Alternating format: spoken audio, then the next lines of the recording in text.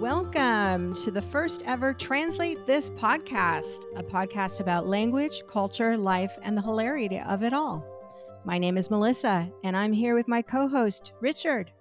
Hello, Melissa. How are you? Welcome to the first episode. How do you feel about that? Oh my gosh, I'm super excited. This is going to be great. We're going to have a good time. It is. For our audience out there, all three of you, I just want you to know that we actually have a format for this wonderful podcast. We're going to have a very fun run of. So Richard and I, we've known each other for a while. We've been friends. How long? Oh, 30 years or more. Yeah, about 30 years. He actually played the piano at my wedding.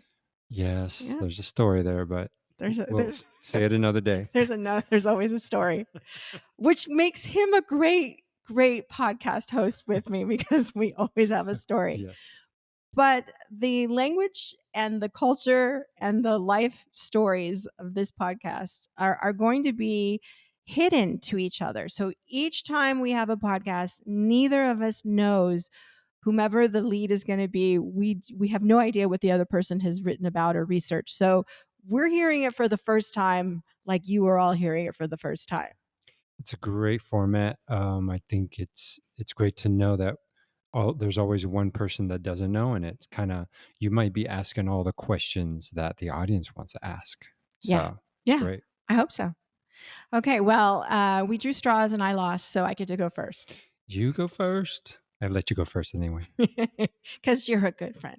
Yeah. All right. Well, like I said, this is our first ever and hopefully one of many. So we're off to the races now. So here we go. The first thing that I want to talk about is this really, for me, it's a very near and dear subject because, as you know, I come from the language company. I come from a language background. Yes. I love linguistics. Definitely. And that's one of the reasons why we started this podcast. And I also love fiction. Okay. In particular, I like science fiction. All right. So I'm liking it now. Yeah. So, but I like all types of fiction that have invented lands and invented ideas, things that we think that could be part of our real life, but definitely are not.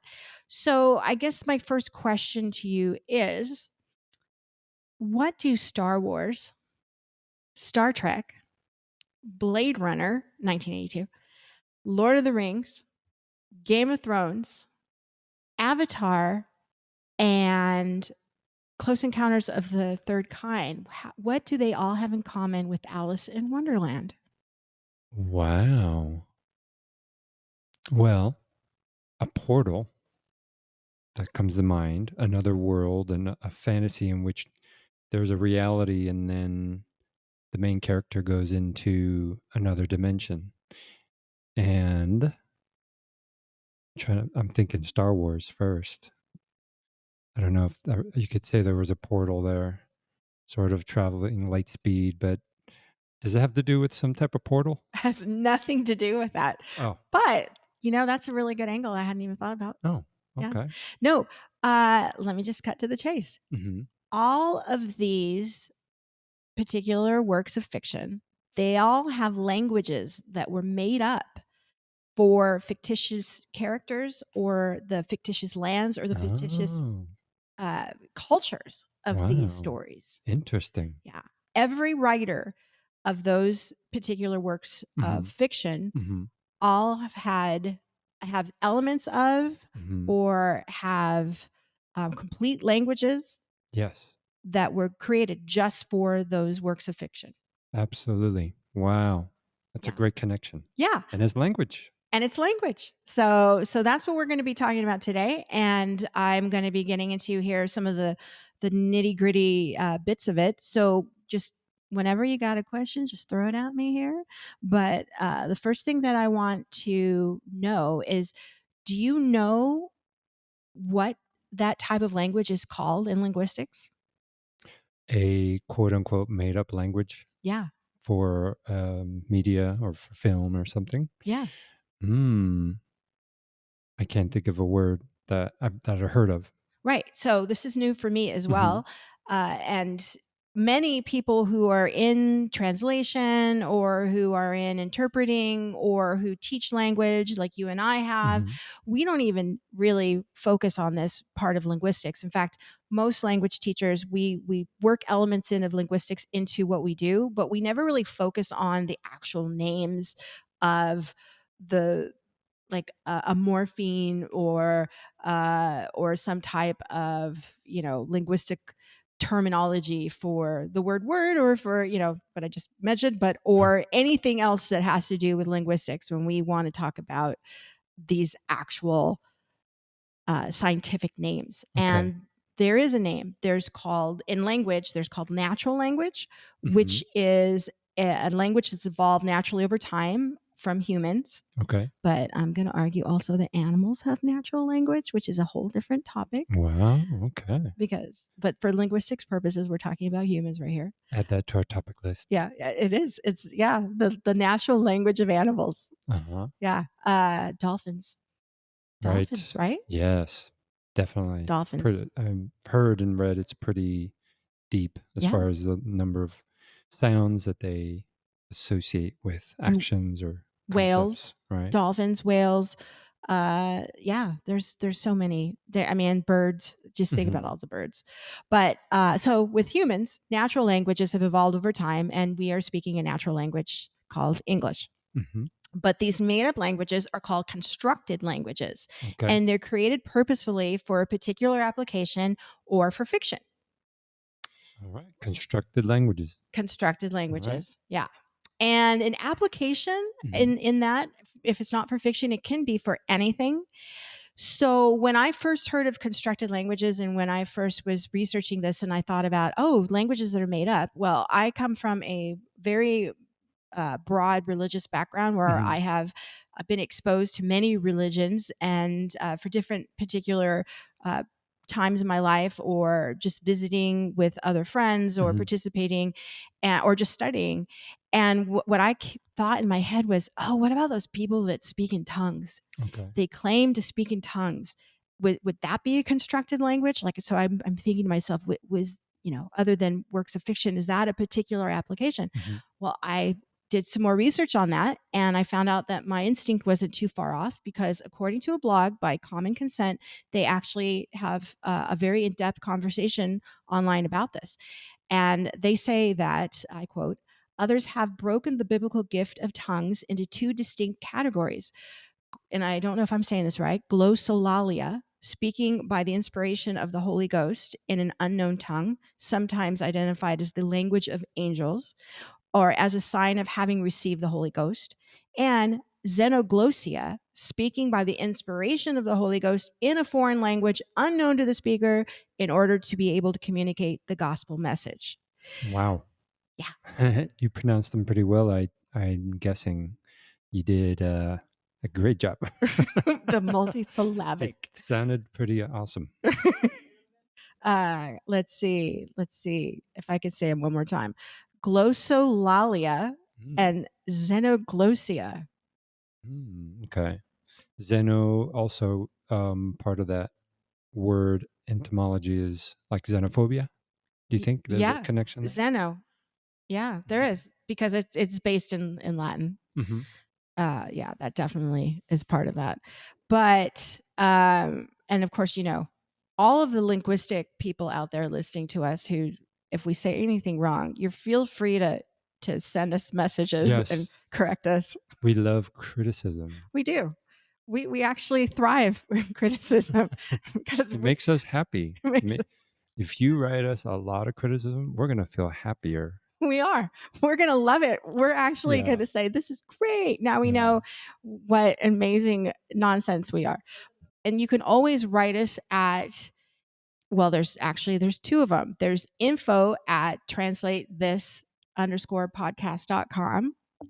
And then there's also feedback at TranslateThis underscore uh, podcast.com. If I've got that wrong, my producer's gonna find that out and It's throw it in wrong. my ear. It's Uh, we do have a social email too, but we're again, this is our first podcast, so Yeah. we might make some It's like changes on riding that. a bike for the first time. You might get the email wrong, Yeah, That's fine. we might get a lot wrong. But that's okay. So, okay, but today we're not going to focus on the aspect of constructed languages in terms of religious application or any other application. Linguistically, here's another one. Here's another application. I have to birdwalk here for just a minute. The language of Esperanto. Do you Okay. know that? I don't remember. It's been a long time since I read about it. Can you remind me? So I'm not going to go completely because I don't have everything in front of me of exactly how it was formed and whatnot. But it was an invented language by a Yeah. professor to be able to create a common language of the world. I Some remember people, yes, now. yeah. And it's supposed to be really easy to learn, really quick to learn, right? Exactly. And it's a Yeah. combination of many natural languages. So Yeah. it's not necessarily constructed in the true sense. Mhm. It is a constructed language, but it's borrowed heavily from natural languages. Yes. But what I'm talking about are languages that are mostly constructed from little to nothing. Okay. Not a lot of heavy reliance on natural languages. Some screenwriter in Hollywood, basically. Maybe. Yeah. Yeah. Well, or a fiction writer. So, Mhm. and we're not talking, these slacks here. We're talking some major writers here. Right. And I was just amazed as I researched this to find out how many invented languages, but also the impact that's had on society in English. We're going to focus today on the English language. And I'm sure that this has happened in other languages as well, which will be a completely different topic Right. that we can find out about. And for those of you out there listening, for you that don't know, I speak Spanish and I speak some French. And Richard, you speak. Speak Spanish, and I forgot my French and I forgot my Japanese, but it comes back to me when I travel there. So. Yeah. Which is great because that's just one more than I know. Well, if you don't use it, you lose it. That's it. Oh my gosh, that's so true. And That should have been our other podcast name. if you don't use it, you lose it. That's I don't know though. That could be problematic. Also, though, what we're talking about. What are they talking about? They're talking about. Is this about language or something else? else? Oh, good. Okay, so going back. These invented languages are not from just random ideas, and they are from really important writers like the writer of The Hobbit, right? Do you know who that is? Yeah. Yes. And what's his name? Is this a quiz? Yes, it is. Yeah. Does the first letter of this person's first name have a J? Yes, it does. Okay. So And you go ahead. Does the last name start with a T? Yes, it does. Okay. So I know what it is. I know. So go ahead. It's, I don't remember the second letter in the first. Is it J.R.? Yes, it is. Oh, J.R. Tolkien. That's it. Oh. J.R. Tolkien. I was afraid job. of pronouncing it wrong too. So yeah. Well, see, that's the thing. If you look at it written, and because again we're language nerds, Tolkien. It looks like Tolkien. Tolkien. Yeah. J.R. Tolkien. I'm a big fan. Yeah, I don't think he's and he's English, so it's probably just Tolkien. Yeah. I like the way everybody else pronounces it. Disclaimer, I'm just so everybody knows I'm not a big fan. I've never followed that much. I'm a big fan of The Black Cauldron, another series written a long time ago, but a little FYI. But go ahead. Oh, that's fine. That's fine. So, well, a lot of people are big fans. Mm-hmm. A lot of people think he is probably the godfather of writing these fictitious languages. Mm-hmm. However, that is contrary to all the research that I'm doing. There are other writers that have actually written more about these constructed languages than he has. He has written some of these languages, but he held back apparently because he didn't think his audience would tolerate the amount of languages that he would want to add to his actual podcasts listen to me, to his novels. We're on the podcast. Yeah. He's not. Oh, that'd be cool. Could you imagine? Can you come over? Is he still with us? I don't even know. Google. Yeah. Has he passed away? He might have, because it's been quite a while since he wrote. I'm assuming. Yes, he passed away in 73 because he was born in 1892. So he lived to 81, which is pretty great for that time period to live through. And but the British, they always live so long. Oh yeah, must be the tea. It has to be something. It's got to be because we don't drink tea. No, we don't. Oh, we're Americans, by the way. Yeah. Yes. Yes. If you haven't figured that part out, Where's my we're. coffee?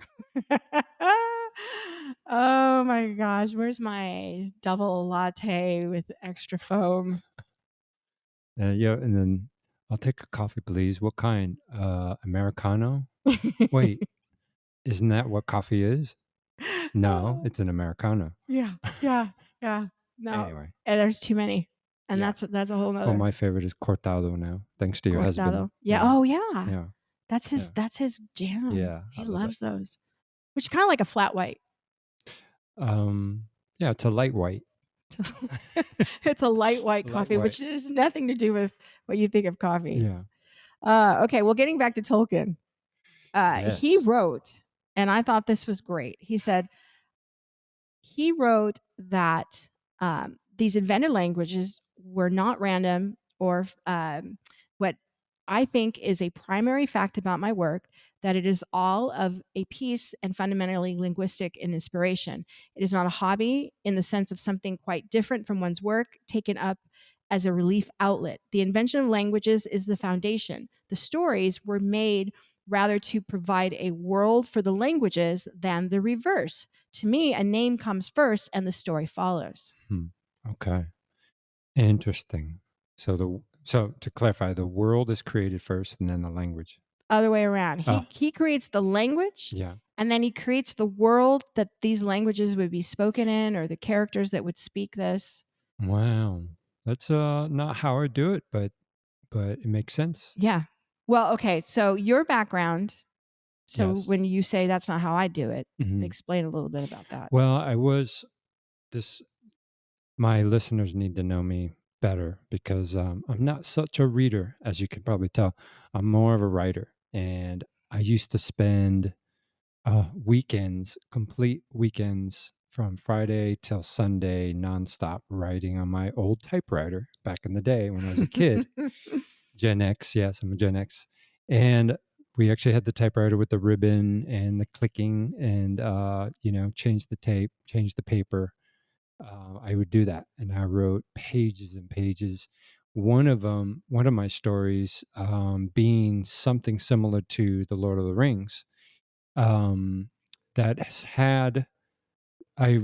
Remember some words that I had just created that I needed. Maybe a name of a town or some landform.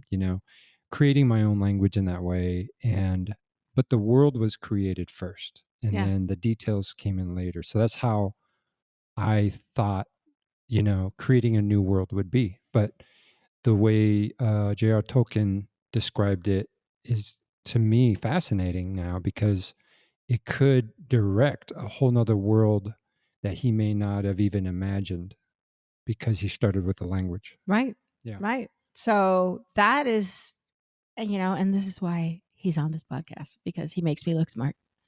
Awesome. Well, good. No, I think that's amazing that you would, in fact, kudos to you to be able to spend a whole weekend just sitting there in front of a typewriter because I basically gave up on them and welcomed the age of computers with just like I'd won the lotto Yes. because I was the queen of typos and still am because my fingers want to fly faster.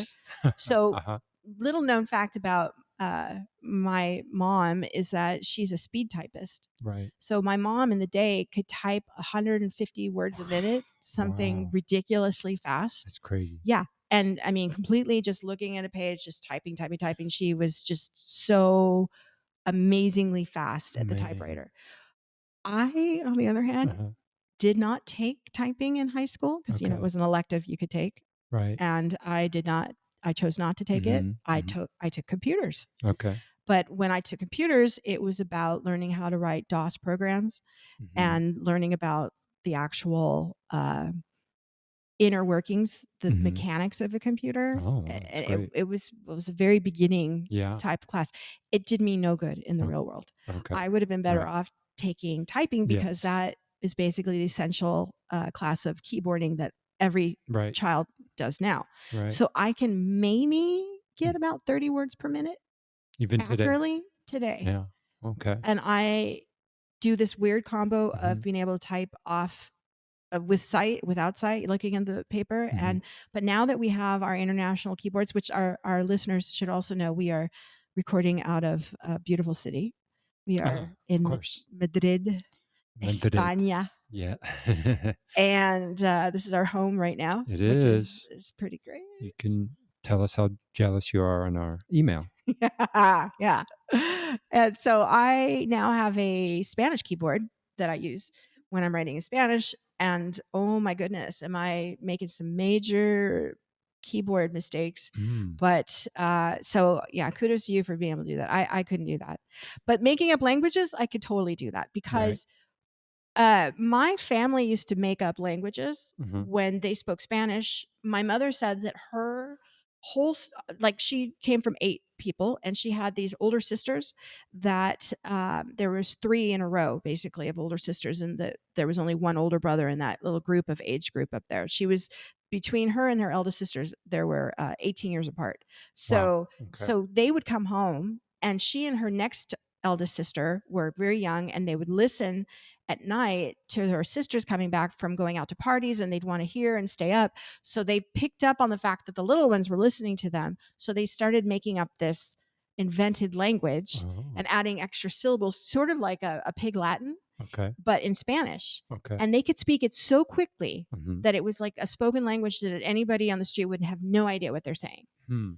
And I was that's something, I guess, in my Yes. family. Linguistically, we tend to really like being into made up languages and making fictional, type of story Yes. writing and all of that. Where Part of it is that in the same in my family, my 2 sisters, we um thought about, because we didn't want our parents to know what we were talking about. So we would have a little either sign language or some type of communication where our parents wouldn't know. Yeah, but that was, it's part of being free and young without any rules. My son, when he was young, had probably spoke the same amount of English as his own language when he was like 2, 3 years old. wow, And words that I've never heard of, like pronunciations, just combinations of sounds that I have no idea where it came from. that's amazing. And I have to tell you one that, because I forgot, I should have recorded them, but I didn't because I was too busy being a parent. Yeah. But I remember one, and I said, I'll never forget this one because it will just represent that whole time where I was just listening. It was Mhm. almost like listening to an alien from another planet. So the one word I remember he kept saying all the time, and I have no idea why, is "sikonape." Sikonape. Yeah, What is that? I don't know.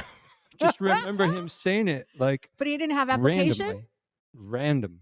Everything is random. It was like he was talking on some walkie-talkie to, whatever planet he was from, and and but there was no context. He would just Oh my gosh, that's sit great. on the floor, play with his toys, and just all come out. That's great. What you talking about, the topic is, it resonates in some ways with that pure desire to just create and not have follow the rules all the time, what's correct, and that Right. that desire. But that right there, and interestingly enough, Mhm. I think maybe all children must do this, or many of them do it because my son did it too. Oh yeah. And my son has this one word in our family Uh-huh. that to this day we will tease him about, Yeah. because when he was 2, it was the cutest thing in the whole world. Uh-huh. He would go up to people and put his hand on their head or on their shoulder if he thought you were hurting, and say amok. And he was Amok. healing Uh-huh. you, and it was amok. Oh. And he would go up and bless you Uh-huh. like a little priest, amok. And so we thought, oh, wow, he's just really this little empathetic little kid. Uh-huh. And Uh-huh. he just wanted everybody to be happy and not be sad. Uh-huh. And so to this day, we'll say that to each other. We're like, amok.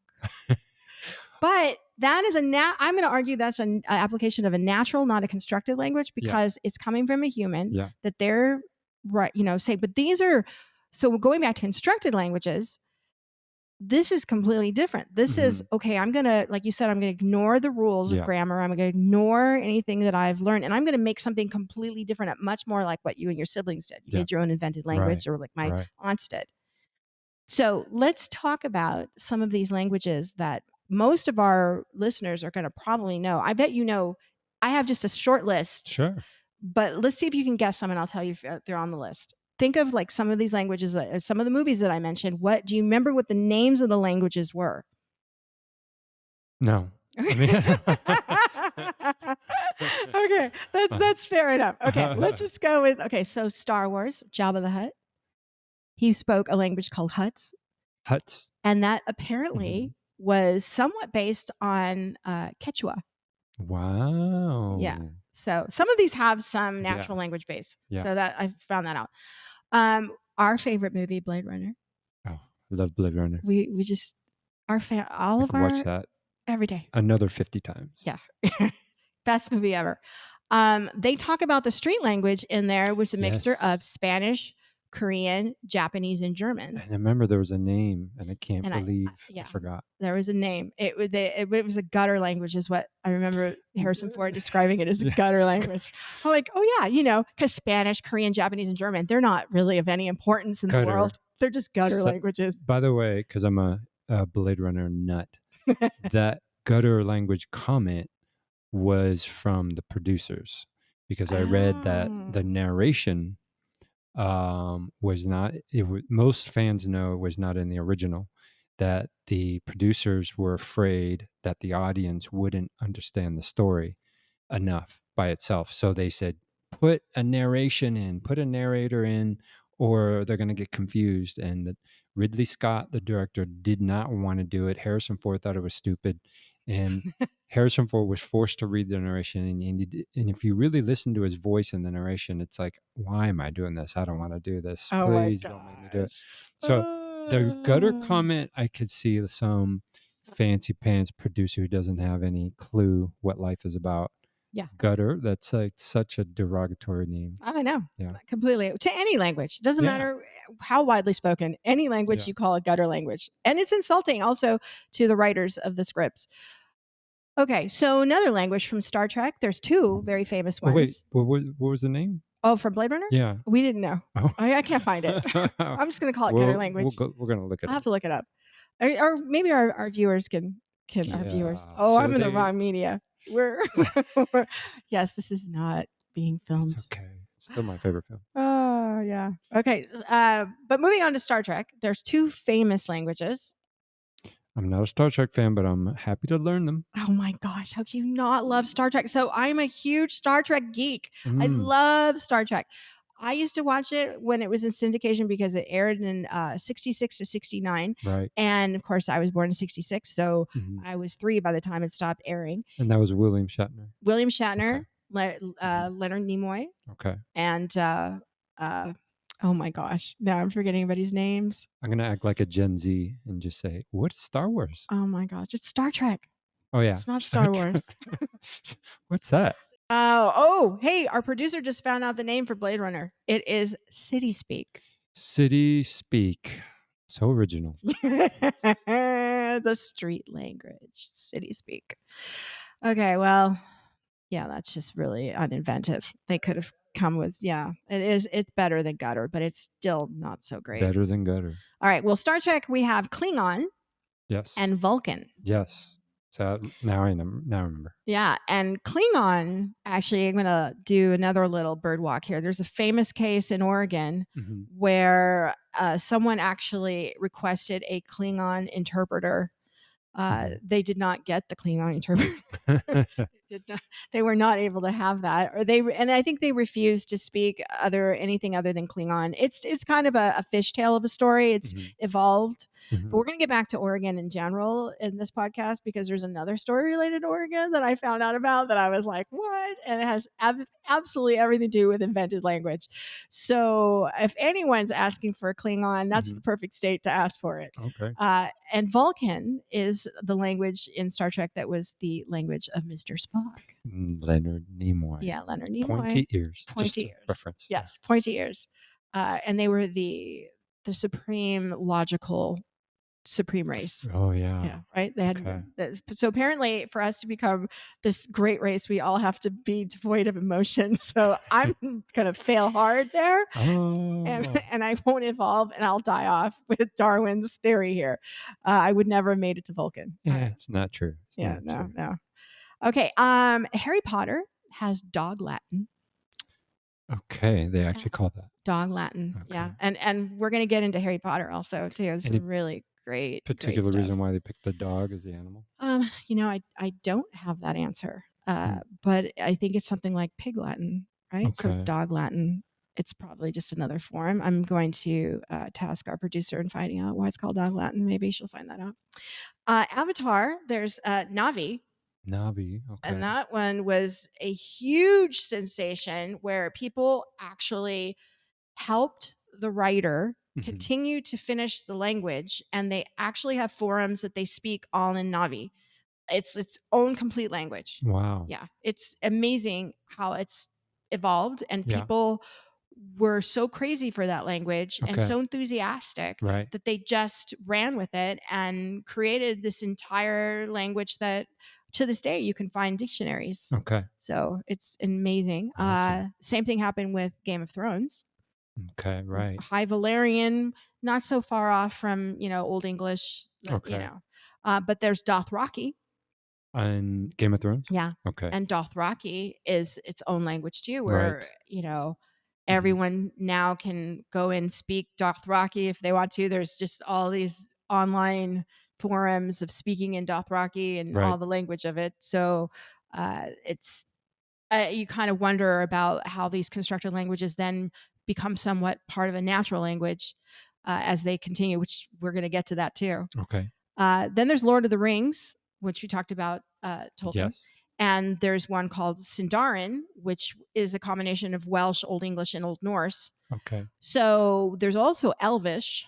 Elvish. So he wanted, and that was his comment about wanting to write the whole thing in Elvish, Oh. but he didn't think people would be able to tolerate that. Okay. So he just added parts of the language throughout his books so that way Mhm. people would have an understanding of that language, Right. but not have to literally translate while they're reading. Well, that would help. Yeah, a little bit. They'd have to have those bilingual books like I have here. It's Uh-huh. English on one side and Spanish on the other, Okay. because those are really helpful for Yes. all you people learning another language or refreshing your language or just making your language stronger. Bilingual books, man, those are the way to go, because you can have your language on one side and the language, your target language, Yes. on the other side, and you read side by side, so you pick up expressions and you pick up all sorts of things. That's one of the best ways to learn idiomatic expressions, Yes. because you have application for it. And what I learned the other day from you is what are transcreations. Yes. Those books have transcreations, They right? do. They have Yeah. transcreations, because for our listeners, transcreation is taking something and creating it in a different in the target language when you translate, because it doesn't exist, or you want to make sure that it's like a marketing term. Just do it, and Spanish may not be Mhm. appropriate, so they have to transcreate that slogan into something else, Right. because you don't want to have happen, which is a whole different topic of advertising. But the famous one is the Nova, the Chevy Nova, the car. Ah. Oh, I thought you were gonna say another Oh, word, I know. but No, I'm not no, gonna. I No. know Nova. I Yeah, the know what Nova. you're talking about. But Nova. what does Nova mean in Spanish? It doesn't go. It doesn't go. So they're trying to sell a car that doesn't go to the rest of the world, and they're like, I'm not going to buy that. It doesn't even go. Okay, now Yeah. here's a language that I put on the list that I didn't find a lot, but I'm going to just do a shout out to all of my sign language interpreters and speakers of the world, Mhm. and all of my deaf community friends, because signed or sang languages are a thing in science fiction and Mhm. Close Encounters of the Third Kind. Yes. Think about it. There were musical notes. Right. Right. Okay. And there Mhm. is a musical language from whistling on the Canary Islands. Right. Right? Okay, so Oh, is that the Canary the Canary Islands? I Islands, saw a little report on that. I right? didn't know it was Canary And they're Islands. still to this day teaching it. And it's a Wow. whistled language. And there's Yes. other languages in Africa and in Asia and some Native American peoples that were sung. Mhm. but not as much as the canary island. I mean, just completely whistled. I mean, Yeah. that's super cool. But in Close Encounters of the Third Kind, when they actually have the encounter, Yes. it's combined with sign language where Okay. he's playing the notes, Right. but he's also signing it with the alien creature that comes Oh. there. And so that is a perfect example of signed language that was invented Right. for a movie, Okay. because we all have to acknowledge the fact, people in the world, for everybody who does not understand, that signing Mm-hmm. is a language, Right. and that American Sign Language is only one version of sign One language. There's version. Spanish Yeah. sign language. There's sign language in many Mm-hmm. different Mm-hmm. countries for the application of their particular group of signing people. Right. So I think we need to make sure we talk about that. Sure. So now that we understand natural languages and constructed languages, have there been, and we were talking about this, constructed languages that have now infiltrated natural languages? Mm. Okay. For example, something from a film or book is being integrated officially in for example, the Webster's or Oxford Dictionary. You can find it. Yes. Um, I'm sure I could think, but then the audience would get bored waiting for me to think of something. So I'm going to let you continue. Okay, well, there are a lot more than you would suspect. Awesome. All right. And I was just flabbergasted Okay. looking at all these. I did some research on stackexchange.com, Mhm. and there was some really amazing contributors on a conlang segment of their feed. And some of the ones that came up were the word Yahoo. Yes. Okay, we call it, yahoo.com, but Yeah. Yahoo, like when you want to insult somebody, apparently that word and Lilliputian came from the language of and this I'm not going to get right, of the Huyinhinims Whoa. from From Jonathan Swift's Gulliver's Travels. Gulliver's Travels. So Wow. we always think about the Lilliputians, Yes. right? And what do we think? We think of little people when we think of Lilliputian. Okay. Okay, so that is in our brain. People think of that because of that's written in Gulliver's Travels. But the word Yahoo, Yes. I had no idea that was a word, because if people don't know what the word Yahoo means, it's Mhm. like a brutish idiot Right. person. And I actually haven't gone back to read Gulliver's Travels and see how it was in application, but I bet in that moment the Lilliputians are probably referring to Gulliver, because he was this enormous giant that they had to tie down in his Mhm. village. He was like Godzilla to Okay. them. Right. Remember, Right. they had them Right. all tied down, and Yes. yeah. So that is one particular one. Now, what about the word munchkin? Ooh. I was thinking Charlie and the Chocolate Factory, but No, no, no. no. The Wizard of Oz, Oh man. yeah. See, Yeah. yeah. Frank Baum's The Wizard of Oz. That has become both a dictionary word for a small person or a little person, and a slang word, which I did not Yeah. know this, for an immature power gamer. Immature power gamer. So I guess somebody that is trying to climb the ladder of success in the wrong way, Uh-huh. and very immature about it, you call them a munchkin. So I don't think I would actually use that word.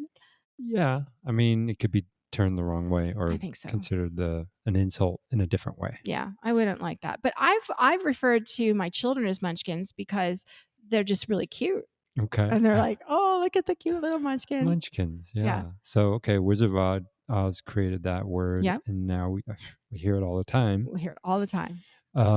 Speaking of Charlie and Chocolate Factory, has Oompa Loompa been included You in know the what? dictionary? I bet you it probably is, but I don't know. I'm going to ask our producer to look that up real quick if she can, because I did not come across any of that. But another word Yes. that comes from DC Comics Superman. Okay. Guess what that word might be? Hmm. Oh, so Superman Kryptonite? Yes. Ah, I got it right. Oh. See, because it's so much in our system that you know that it's there. Yes. You know that it is exactly Can I part of our. can I guess the official meaning? Do it, because I actually have the definition of how it was created. Because I don't think it has to do with any type of green rock, right? Yeah. You go with it. Okay. I'll tell you. I think it has to do with a metaphorical object that takes away your mojo, your confidence, takes away your ability to do something.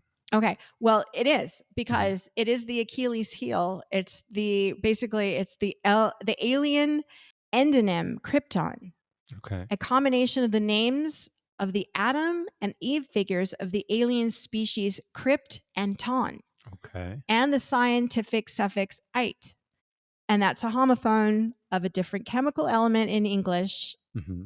and in universe, a coincidence. This is all that I got off of Stack Exchange. These people know what they're talking about. Okay. So this is, of course, a DC Comics from Superman. So kryptonite is kryptonite. So it's basically what Hmm. you described. Oh, It's this.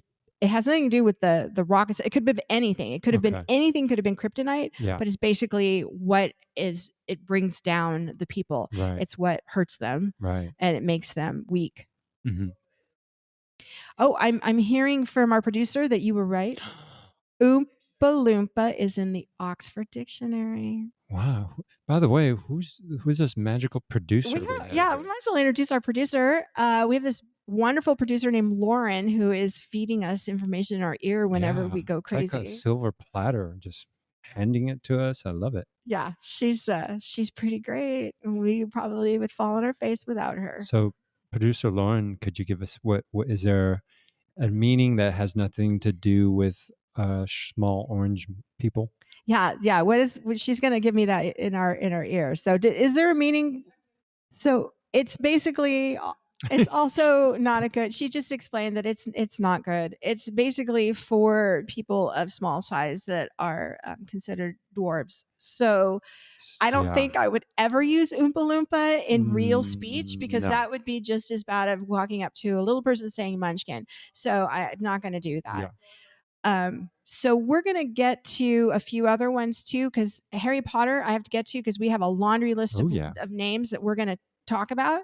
And but the one that I want to get to before we get to that Hmm. is what I had started at the beginning, and I said Alice in Wonderland. Yes.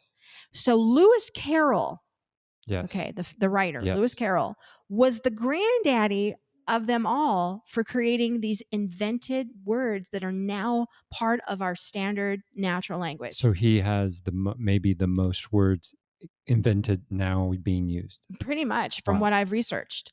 Great. So one of my favorite words, Yes. which this probably speaks terrible things about me, but one of my favorite words that he created is the word snark. Really? Yeah. Alice in Wonderland had the word snark Yeah. and snarky? Oh no. Yes. Yeah. So it was meant originally as a mysterious imaginary animal. And he writes about a snark hunt. Okay. And so Okay. somewhere Yes. it became the rude, critical, snarky, Yes. snarkiness, snarkasm. Do you have any idea how that connected? I don't. I don't have that information, but I know that language evolves. So it must have just been an application that somebody Mhm. used, calling somebody mysterious. Mhm. And just like what we use the term, okay, for the word gay. So gay started Right. off as being somebody that's happy, and Yeah. now we use it term, for Yes. sexuality. Right. So along the line, it changed. Yes. And that's what I'm assuming that's what happened with snark, is that it just changed as it evolved, Right. because language, as we all know, evolves, and what is meant one day is going to have a different application Mhm. 50 years or 100 years from now. Mhm. We used to say in music back in the 1930s and 40s, you'd hear a lot of music written lyrics saying that they're making love. Yes. Like, I'm going to make love to you on the front porch. Uh-huh. And you're like, oh my God, am I listening to a song? Yeah. And what's going on here? But instead it was a term of making love was just necking or kissing or Mhm. holding hands or being, Ooh. very, very in a situation that was not anything to do with being sexual. That reminds me of another one. Hooking up. Yes. Okay, there you go. Let's So hook up later. Oops. Let's meet up later on. let's meet up later on. Let's hook up. And then now you can't say that Yeah. now. Especially to younger people. Yeah, because because we grew up with let's hook up later, Yeah. meaning we're going to see you Yeah. later, we're going to meet up Yeah. later. And now let's hook up later is I'm going to jump you and Mhm. we're going to go have sex. So Yeah. yeah, that's definitely not the same thing. Yeah. Um, so we're going to now dive over to Harry Potter All right. because my producer in particular, she really has grown up in the Harry Potter generation, and she is a millennial, unlike our Gen X, and she actually did some really cool stuff, and she found this great website. Oh, and first of all, before I go over there, one more thing I need to digress to and let you know that Alice in Wonderland Yes. is one of the most translated books in the world. Oh, how many? It is, and I will tell you right now because I actually have. If anybody wants to go to this, go to bookriot.com Oh. forward slash most dash translated dash books, and it actually has it by Mhm. continents. Mhm. And if you go to the continents, let's see, where did they grouped? Yeah, they did. They grouped Great Britain. No, they didn't. They have. Let's see. Yes, they did. They grouped Great Britain in with Europe, and for England, Uh-huh. the most translated book is Alice's Adventures in Wonderland by Lewis Carroll in over 175 languages. But the most translated book on this is from another European country. You want to guess? No, tell me. France. Okay. And it's a Yeah. children's story. What do you think it is? Um, Beauty and the Beast? Nope. It's wrong. It's not Beauty and the Beast. It's The Little Prince. Oh, yeah. 382 languages. That's on my Netflix queue, but Oh, it's on the back of my queue. it's so good. Yeah, I should watch it. You should see the one with Gene Wilder in it when he plays the fox. Oh, Oh, it's so good. That's yeah. like the 1970s movie version of it, I believe, or Uh-huh. early 80s at the most, but it was amazing. Yeah, Cool. so that's a pretty great thing. So we're going to go to Harry Potter, Mhm. one that she gave me. She let me know. Oh, great. Okay. So our producer Lauren has let me know that dog Latin is words in which language are Latinified, and to make them sound more scholarly. So this is why when Rawlings wrote this books, Yeah. she made all of these invented words, and I'm going to read you some of these out of, and this was great. This is Cambridge, like the University of Cambridge, came up with this really great site on all of these Harry Potter words and their meanings. And the first one being Hogwarts, Mhm. right? So it's the meaning is Harry School because Hogwarts, by contrast with previous boarding school stories, is socially inclusive and multicultural. There's an example of how they change it between, I guess this site is purporting basically that Harry Potter words are found in Cambridge English corpus. Okay. So this is where you're finding this particular words also in the Cambridge universities. Uh, Hogwarts is in the Hogwarts Cambridge. is yeah, Wow. Hogwarts is embedded in Cambridge. Voldemort, meaning the evil, powerful character, unspeakable name, and it says that it in 1940, in the midnight of the century that marked the depth of the Hitler-Stalin pact, or in other words, at the time when civilization was menaced by an alienus between two Voldemorts, or you know who's, George Orwell took the time to examine the state of affairs in fantasy fiction for young people. So again, Voldemort is being borrowed and crossed over. But there's all these other words. There's Azkaban, there's Quidditch, there's Muggle, there's Gryffindor, there's Slytherin, Diagon Right. Alley, Hogsmeade, Portkey, Horcrux, Butterbeer, Hufflepuff, Patronus, Whomping Willow, Quaffle, Sorting Hat, Flue Powder, Parseltongue, Expelliarmus, Mudblood, and Animagus. I like quaffle. What is Yeah, that? Quaffle, a large red ball used in Quidditch. Oh, throw me the quaffle. Yeah, yeah. They try to get the Quaffle through a hoop in order to score a goal. I quaffled. Yeah. No, No, yeah. you can't say that. That's not how you use that. No, not at all. Where's my quaffle? No, that's not your breakfast item. No, but Lego my quaffle. no leg on my quaffle. But there's, I like Whomping Willow, a Mm. violent tree.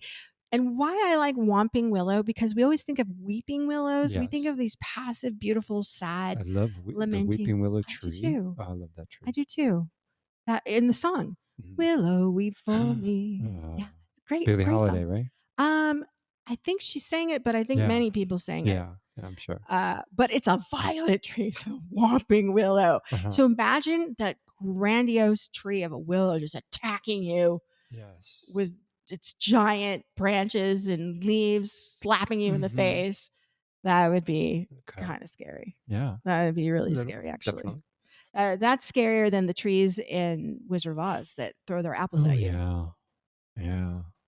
I like, Those trees always remind me. A long time ago, I grew up in. I spent 1 year when I was 4 years old in South Carolina, but out in the woods. Our backyard were woods, that sounds like a horror story. and there was a haunted house in the middle of the woods. And I didn't know it was there until one day, 4 years old, and my sister was with me. She must have been 6, and we were wandering out in the woods, and we saw this old abandoned house with all the windows broken. Wait And a minute. You were 4 and 6 years old and you're wandering in the backyard. yes, because that was in the 70s. Kids were allowed to wander off into the woods. Yeah, that's not going down these days. No, no. Nowadays you have radar, you have detect, you have, GPS. There's no way anybody's going to There's a wander. chip in your child Yeah. now. So, right. But yeah, there was a haunted house. But anyway, just a side note. Those trees always stuck with me in the haunted house together. It's just like in the movie, but it Yeah, was real. yeah. It was real. Well, see, and that's what your Whomping Willows. Yeah, these were more like creaking, old, crackling willows, but just, yeah, scary. Yeah. Yeah. So yeah. So I guess we could probably go on about many of these Yes. different words, and there are many words out of Lewis Carroll that you can find. And for those of you who want to go and research this, go into finding the words that of Wonderland that come Mhm. into the English language now, and there's just a whole list, just like the Harry Potter words. But here's my next question to you: Yes. can these invented words in natural language, being used in natural language, be taken too far? Hmm. Too far. Can you define too Yeah. far? So Like, can okay. you apply? So there, remember, it's for works of fiction or Yeah. for a particular application. Mhm. So could a constructed language or a word of constructed language Mhm. for a particular application be taken too far in natural language? Well, is Munchkin an example of that? Like where it Nope. went into a corporate whole meaning of like, No, no? no, no. But I mean, I could see that point. I could Yeah. totally see, like, I would be hypersensitive to that word also. That Yeah, one yeah, and yeah. Balloompa, But they're like off the table. when you said too far, that's what I was imagining. Yeah. Like the meaning became something now people don't want to use, or Right, it's right. offensive or something. Exactly. Okay. So here's an interesting fact that I did not know. So when we lived in the United States, Okay. where did we, not the last state, where we grew up in California, right? Yes. Okay. But where did we live for also many years that we also just happened to move to the same state? The state of Oregon. Right. The state of Oregon. Hello, Where all the Oregonians. Yeah, hello Oregonians. By the way, it's Oregon, not Oregon. I still read the paper, by the way, the Oregonian online, Yeah. because I like to know what's going on. Me too. I follow the weather every Yeah. day in Oregon. I'm like checking out Portland. Yes. Yeah. So apparently, there is a famous speech by Senator Joseph Lane of Oregon, who Lane County is named after, and also Oregon is then later named after, or is helped named by, Mhm. and the University of Oregon also named by this Senator Joseph. He's a big deal in Okay. Oregon history. Well, the 1860s, or Lincoln's in office, and they're looking at the Colorado Territory, and somebody by the name of William Craig decides that he wants to name it Idaho. the Idaho Territory. Hmm.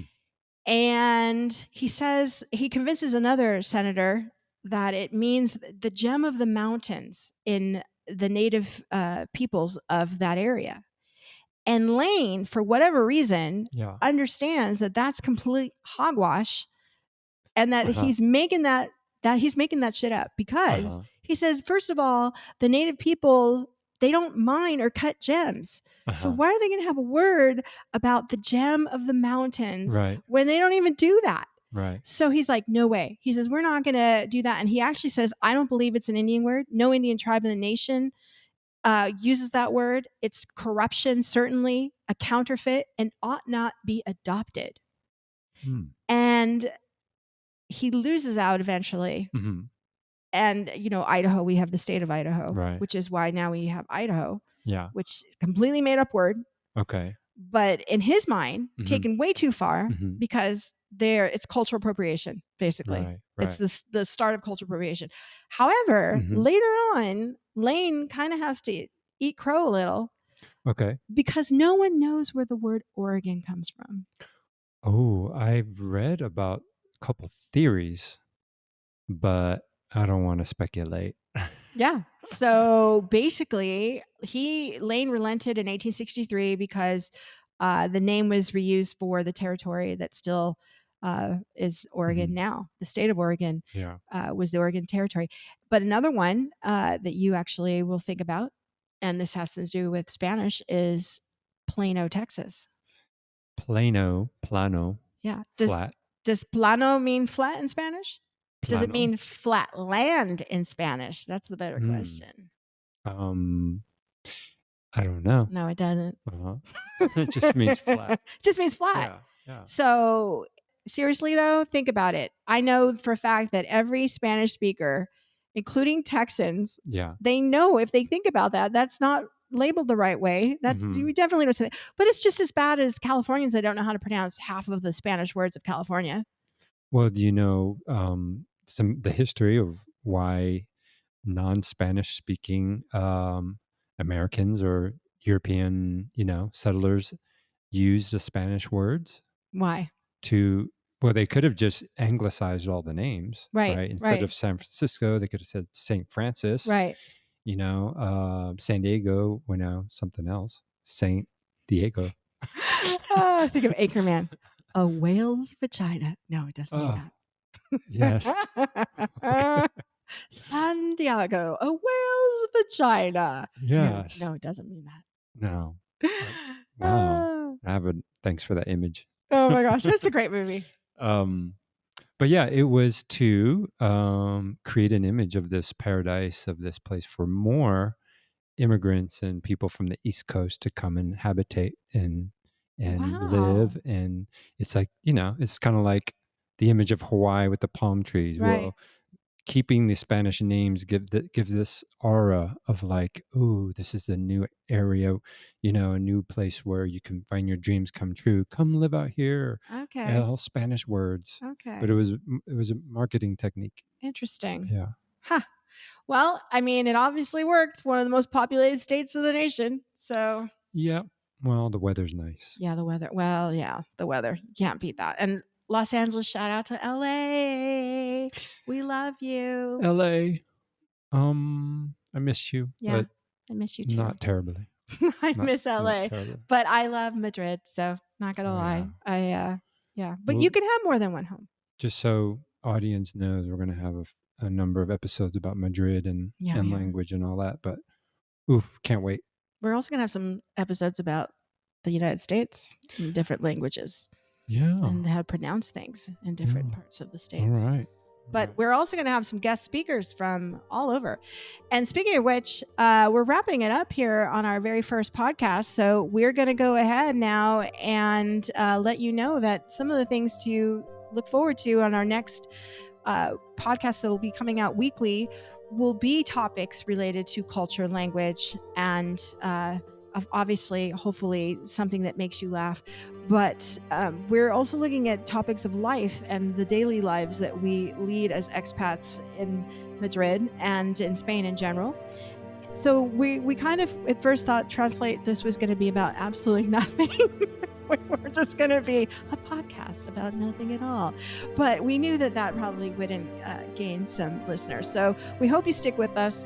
And please come back and comment. We have our Facebook, we have our Instagram, and we have also a Do we have a MySpace page? No, we don't have a MySpace page, but we have TranslateThis _podcast at Instagram, and the same at also Facebook. And I swear to you, we have one more, but I can't think of it right now because, again, this is new for us as well. And we hope, again, you've enjoyed learning a little bit about language today. And we welcome your comments, good, bad, and different. And we hope you spread the news about what we're doing here and hope to speak it for us. And if you ever decide to say our podcast name, you could say it like this if you wanted. Translate this. Yeah, translate this, which is why snark is one of my favorite words. Yeah, put some snark in there. Put some snark in there. All right. Thank you for listening. We'll talk to you next week. Have a good week. Bye.